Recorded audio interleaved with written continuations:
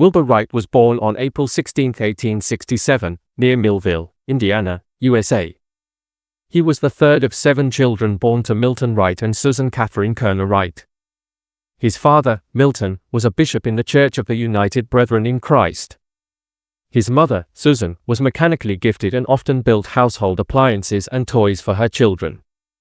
The family valued education, reading, and craftsmanship, which deeply influenced Wilbur and his younger brother, Orville Wright, born 1871. From an early age, Wilbur showed signs of intelligence, creativity, and curiosity.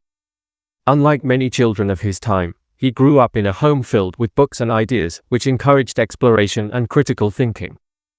Wilbur attended high school in Richmond, Indiana, and later Dayton, Ohio, after the family moved there. He excelled in academics and sports, especially in literature and mathematics. However, in 1885, just before graduating, Wilbur suffered a severe facial injury while playing hockey. His teeth were damaged, and he suffered long-term health issues. This accident ended his plans to attend Yale University and pursue a career in the clergy or academics. Instead, Wilbur spent several years at home, caring for his sick mother, who died of tuberculosis in 1889, and reading widely.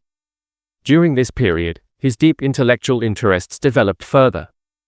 In the early 1890s, Wilbur and Orville started a printing business in Dayton. They designed and built their own printing press and published newspapers such as the West Side News, the Evening Item. Although the newspaper business was not very profitable, it gave the brothers valuable experience in design, mechanics, and teamwork. By the mid-1890s, the bicycle craze had taken over America. Seizing the opportunity, Wilbur and Orville opened the Wright Cycle Company in Dayton in 1892. They repaired, designed, and sold bicycles. Wilbur's strong mechanical skills contributed to innovations in bicycle design, including custom-built machines. This bicycle business provided them with both income and practical engineering experience, which later became crucial for their aeronautical experiments. Wilbur's lifelong curiosity about flight was sparked in 1878 when his father gave him and Orville a toy helicopter made of cork, bamboo, and rubber bands. The toy, based on a design by French aviation pioneer Alphonse Pénaud, fascinated the brothers and inspired their dream of flying.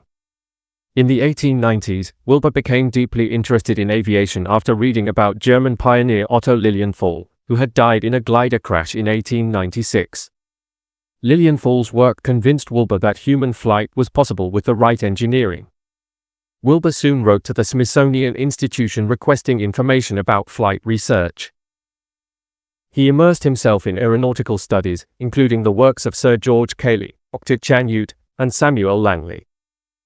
Wilbur and Orville began systematic research on flight. Gliders, 1899 to 1902.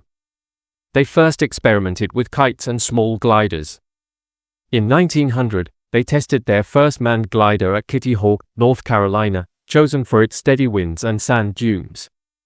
Through 1901 and 1902, they refined their gliders, adding innovations such as wing warping, a method of controlling roll, a movable rudder, and precise calculations. The wind tunnel, 1901. Unhappy with existing aerodynamic data, Wilbur and Orville built a small wind tunnel. They tested over 200 airfoil, wing shape, designs, allowing them to make groundbreaking discoveries in aerodynamics. On December 17, 1903, the Wright brothers achieved the world's first controlled, sustained, powered flight at Kitty Hawk.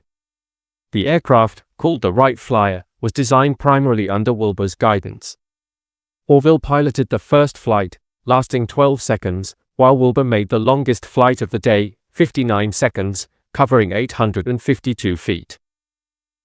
This historic achievement made them pioneers of modern aviation.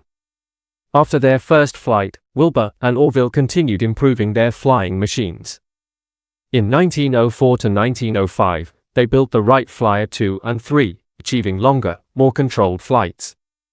In 1908, Wilbur demonstrated their airplane in France, astonishing the public and experts with his skilled flying. These demonstrations convinced the world that controlled human flight was a reality. Wilbur's flights in Europe brought international fame and financial success to the Wright brothers. Tragically, Wilbur Wright's life was cut short. While at the peak of fame and influence, he contracted typhoid fever in May 1912. He died on May 30, 1912, in Dayton, Ohio, at the age of 45. His early death left Orville to continue representing the Wright legacy. Wilbur Wright, along with his brother Orville, is remembered as the inventor of the airplane. Their innovations in aerodynamics, propulsion, and flight control laid the foundation for modern aviation. The Wright brothers' perseverance, scientific method, and teamwork changed human history forever.